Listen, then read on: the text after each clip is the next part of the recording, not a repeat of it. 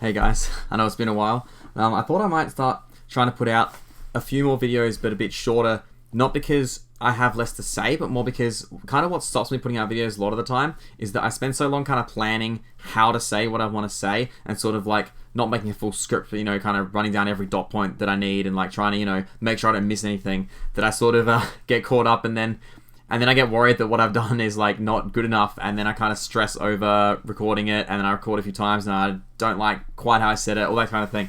So I'm going to try and be a bit more relaxed about it now and sort of just cover some things a bit more quickly. But also that'll probably mean it gets a bit more controversial, because today I'm going to talk about 5 cards that I would ban. These are cards that if there was more to ban, these are the 5 that I would do first. And these ones I have reasons for in terms of like good reasons, so to speak, or I think they're good reasons anyway. But mainly, the reason to ban cards is either they prevent a meaningful portion of the card pool from being viable, and so this competes against the very common thing people say about they don't like about bans is that it reduces the amount of cards you can play. But actually, a good ban vastly increases the amount of cards you play because that card is preventing a lot of cards from being viable. So that's a big one. Another one is them being degenerate. That's stuff like Gesper or Riku. They are unfun, or they go against the spirit of the game, as you can hear Kageyama talk about when he talked about banning Riku. The other one is that it's so good that it's like an auto-include, so it kind of reduces the amount of design space in your decks. And this one doesn't come up as much in FF, although it does to an extent. But then the other big one is that the card is another big possibility is the card is a way higher power level, either by itself or due to a specific combo. That's the Diablos is one of the big ones there, because of Cactuar. In this game, being like way higher power level almost always translates to it gives you way more for the CP than anything else. And so, in the case of Diablos with Cactuar, you're paying nothing to do like 8k plus every turn to something, which is just absurd. So starting with my number 1 ban, Diablos.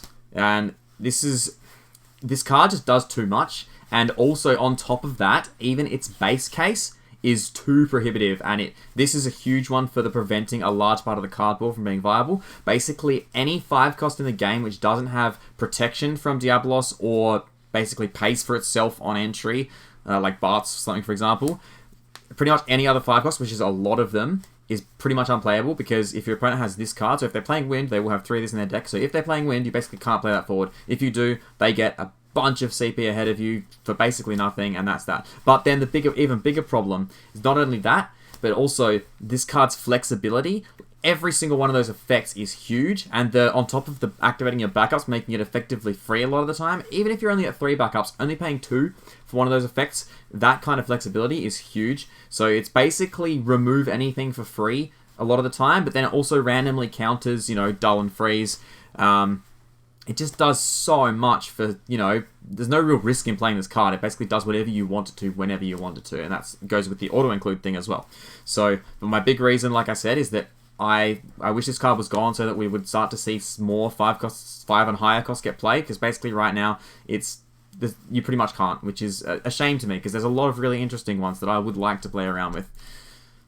Number 2 is Valefor. It's another Wind summon. I promise in this video I'm not trying to target Wind specifically. I do think that Wind has too much going for it, but that's not what is justifying these cards in my head that I would like to be banned.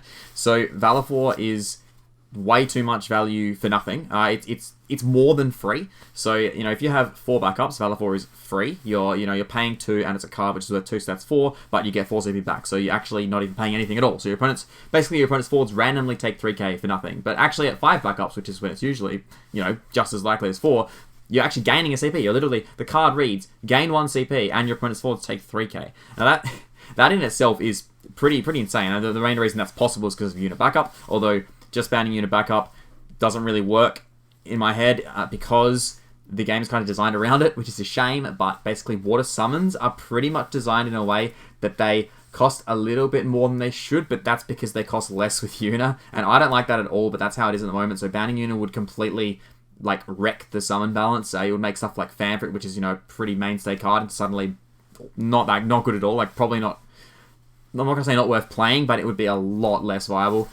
So banning unit isn't really an option in my head. And the other thing is, even if you ban the 2-cost unit, we've still got the 5-cost unit, which is actually still okay, and it's still a backup, so you can't really get to it. So Valefor's always going to be reliable, and it's always going to be free. And that by itself, again, is maybe not what pushes it over the edge. What pushes it over the edge is Fina. And that's pretty obvious, as we found out the moment Fina came out, and we all expected, and exactly as we expected. Having a 8k to your opponent's board with a 9k body for virtually nothing is, like, crazy. That's way too good. You shouldn't... Board clears should not be that efficient, ever. That is very prohibitive, again.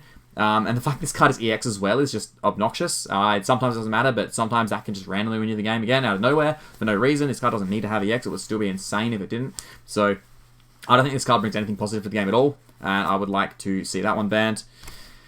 Look, this is the ice hit in my head. So ice is a very strong. It has been a strong element for a long time. It's always kind of around, and it's always good. It's always going to be able to win games.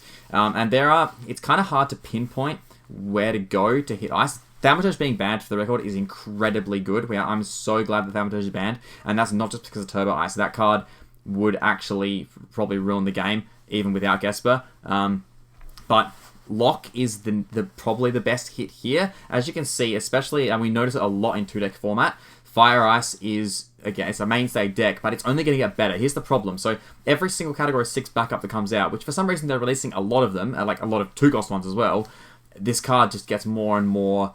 It's just too reliable now. Like, it is a 1-cost 7k with the on attack discard from opponent's hand effect, and randomly has a special that can win the game out of nowhere. That's not really a big deal, but yeah, the fact that this card is always live, basically, and always a threat, there's no real good way around it, and it basically carries that deck.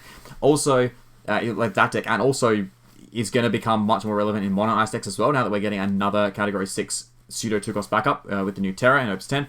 But yeah, basically this card, it's too central, it's too kind of polarized. If you see this card early, the game is so different if you don't. And I don't like it being the game, but I can't think of a... There are other ice cards that annoy me, but this is the one that does the most in my head. The one single card that does the most. Because, you can't just go around hitting like a bunch of different cards. I mean, maybe you could. No, I would like that. But I know that's not a popular opinion, so... yeah, if I want to hit a card in ice, it's probably going to be Lock. Semi-Lafina. This is actually probably my number one. I didn't list it first because that's maybe not a popular opinion. I'm not sure. But because, this card, on surface, it appears not that relevant. It's like, okay, it's just a 2-cost, but it's that. But, makes Star Stable cheaper. But that makes Star Stable cheaper part.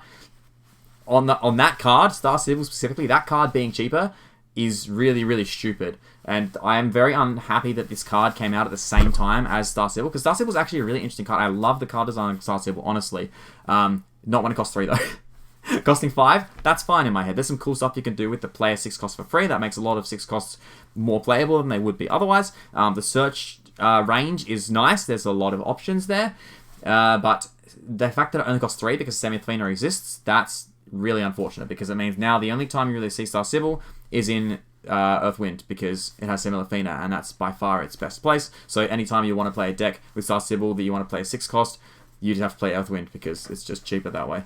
And I don't like that. I really don't like that it completely pigeonholes that interesting card design into one deck only. And not only that, it's also absurdly efficient. And we see that, you can basically do whatever you want in an Earthwind deck. The fact that the core of Semi-Lafina and Star Stable is so efficient means you can play, the randomest stuff, and it will still be a good deck, just because you're getting so much value out of just a couple of backups that just happen to, they inherently work together. You're not doing anything for that. It just says it on the card. It says this card makes this other card overpowered, and that's not good card design in my opinion. So I kind of wish Semi-Lafina was gone, and that would open up a lot of design space for both Star Stable and Earthwind decks in general. My last one is Cloud of Darkness, and this one seems a bit weird for me to put it here now, but the reasoning here is that if Diablos is gone, so if I'm saying I want Diablos banned, then Cloud of Darkness has to go as well. I promise you, pretty much the only reason that this card isn't getting complained about more is because Diablos exists and Wind is so prevalent at the moment. When Diablos isn't in the game, Cloud of Darkness is insane, but not... maybe not quite insane, but it gives Water something it doesn't deserve. So Water should not have this kind of spot removal, especially so... reliable in terms of, how do I say it, neg power, there's no counterplay. Like, in Cloud of Darkness, yeah, there is some amount of counterplay. You can, kill forwards in response and that kind of stuff. But the spot removal this provides water, which it shouldn't really have access to, is too much. And it kind of pushes the fact that water can play so many forwards for free, and it turns that into an inherent way to remove your opponent's forwards, and the fact that it's a threat once it's on the field as well. It's kind of hard to describe why. Another angle I can take is that with wind and ice weakened, especially wind, and with those elements weakened, water will probably come back out on top again, because again, it has such efficient forwards. It can play so many forwards for free that you need to hit something in water as well if you're going to hit the other good elements. And Cloud of Darkness is my target because it doesn't just weaken the element, it actually takes something away from it, so it actually has a weakness. Because before Cloud of Darkness came out, that was a big weakness on Water, was that it didn't have slot removal, and if it did at the time, it would have been really, really good. The only reason it didn't shoot up when Opus 5 came out is because a bunch of other stuff got a crazy power boost, as we see with stuff like Semilafina and Ishtola and whatnot. But yeah, that's the 5 cards that I would ban if I had to choose 5 cards to ban. And I'm not saying I expect SC to ban them or anything like that. Obviously, I'm just saying, just for discussion's sake, people do like talking about, bans, like what would you ban? Do you agree with the bans we have? Do you not? For the record, I do agree with all the bans we have, but that's another story. I actually am quite in favor of banning cards to make the game more interesting, and I do see a lot of people complaining about the game getting a bit stale, seeing the same deck, same cards over and over. Some people want rotation for that. I would be, from a competitive perspective, I'd be okay with rotation because it would keep the game fresher, but from a game health standpoint, I wouldn't want rotation because, no, actually, I won't talk about that now. That's a separate video. But basically, yeah.